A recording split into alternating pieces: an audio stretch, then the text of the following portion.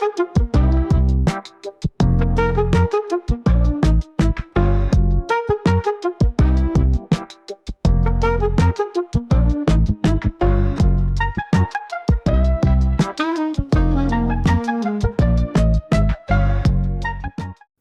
welcome. Glad you can join me while I'm out pedaling the long way through downtown.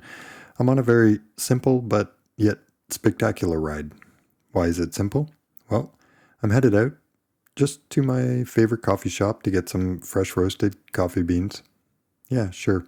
I could have gone to the shop across the street, but really, where's the fun in that? I'm really more of the mind that getting on your bike, pedaling, going out, it's always like a mini adventure, even if you're just going out for a simple errand. And why is this ride spectacular? Well, in this case, you see a bit of sunrise glinting off steel and glass towers. The cycle-friendly infrastructure that pops up throughout, it really does enhance the ride in the best way that boring infrastructure can. It works well when you don't notice it, and you can just enjoy what you set out and plan to do. Enjoy your ride.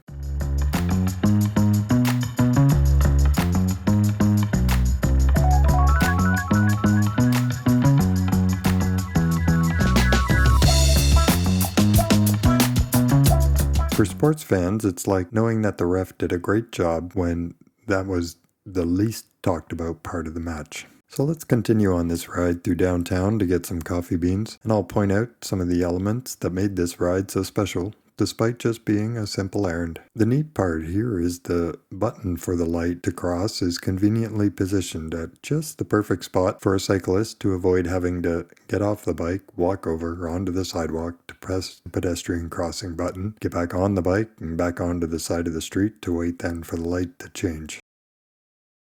Heading over the first bridge of this ride into downtown, it's here where the scenery really does kick up a notch. You can see the sunrise reflecting off the towers and the still waters below, the glass towers and colorful sky with mountains as the horizon. It's really all quite spectacular. And this is why I opt for pedaling the long way every time that I can, even if it's only a simple ride or an errand. Amid this stunning downtown scenery, it's easy to not notice the features that make rolling across the bridge so seamless and easygoing. First, the concrete barriers separating cars and traffic from bikes and making the area dedicated for pedestrians and cyclists. Then within that space, marking out lanes for pedestrians and lanes for cyclists. And it's still around dawn, so not busy enough really to see how well it all works in practice on particularly busy commuting mornings. But even in a worst case scenario, like I as a cyclist now have to slow down for a pedestrian in the cyclist lane, at least it's only a minor inconvenience, and we're also in a safe enough spot to figure it all out without worrying about cars and trucks speeding along the bridge. At the end of the bridge is an instance where I'd suggest this is where cyclists in Vancouver are very fortunate. A wide and easy flowing ramp from elevated bridge down to the street below. So riding across the bridge in a dedicated bike path was special, but this part, it allows for a continuous ride on and off the bridge without any interruption or inconvenience or risk for that matter. I'm sure we have all experienced far less convenient and accessible bridges, instances where some variation between getting bike onto an elevator to heaving it up and down on an extended staircase, and possibly even in other scenarios having to traverse a convoluted maze of pedestrian crossings across irregular intersections of merged lanes and roundabouts as cars exit and enter the bridge. Very noticeable when it doesn't work, less noticeable when it's safe and easy flowing.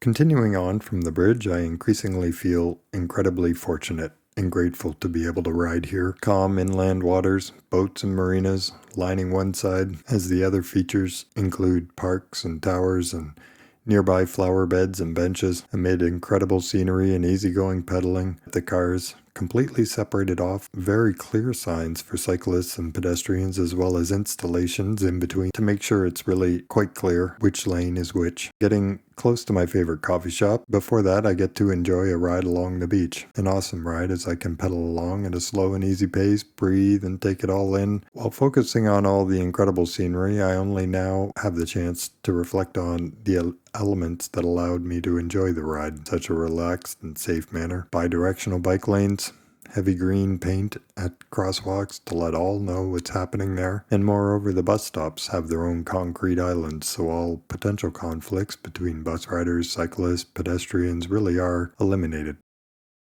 And now, to the main destination for this ride, coffee beans from my favorite coffee shop, and for me, Delaney's has it all. Continuing to pedal in the neighborhood, I really am appreciating how fortunate I am to be riding in a downtown and you can see in this instance where a bike lane it runs parallel to another, and there is in fact a merge lane to get onto the main bike path. So it may be reasonable to ask at this point whether there is possibly too much, maybe.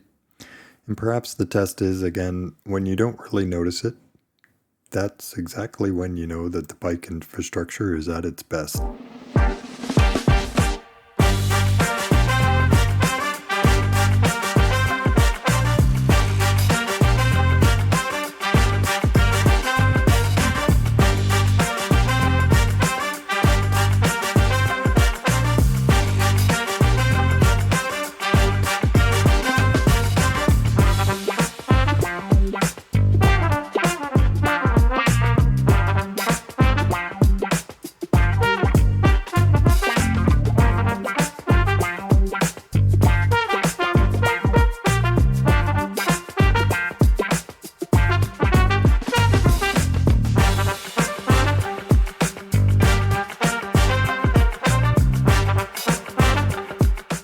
Over the second of big bridges on this ride, equally as scenic as the first earlier in the video, but now the scene features a yellow concrete contrasting against the bright blue sky, a wonderful view to pedal into and all the more engaging because while I can hear the car traffic, I'm feeling 100% safe inside a dedicated bike lane.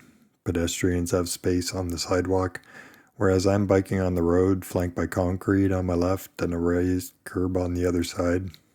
Nothing to distract or worry about. Rather, all can go in towards enjoying the ride. And so this is Burrard Bridge, I understand. It now hosts the busiest bike lane in North America. Understandable given the connection between downtown Stanley Park and popular areas around like Kitsilano and Arbutus. And when it opened in 2009, it was really quite controversial. And you can see this on a number of news reports from the time. It's worth checking out to see the contrast between then and now.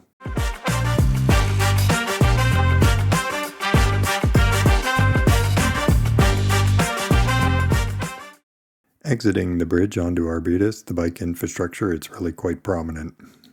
It is a challenging area to manage all the different traffic at this important juncture. But like a lot of infrastructure in the ride, it really does enable the ride, rather than create distractions or challenges. Maybe you have different experiences in your area. Leave me a comment if you see it differently. But I almost find the biggest challenge on this ride is riding among varying speeds of bike, ranging from the e-bike or scooter zipping along to the meandering rider, which is sometimes me, to be honest, who's pedaling along just faster than walking speed. As I get back among the leafy green neighborhood streets, rolling around roundabouts, and streets provided full bike priority, I hope you've enjoyed this ride through downtown Vancouver, even if only heading out for a bag of beans, pedaling the long way. It really is the way to go, and really made that much better by some very, well, again, kind of boring infrastructure. But it really did make for a safe and enjoyable ride. Thanks for watching. Please like and subscribe.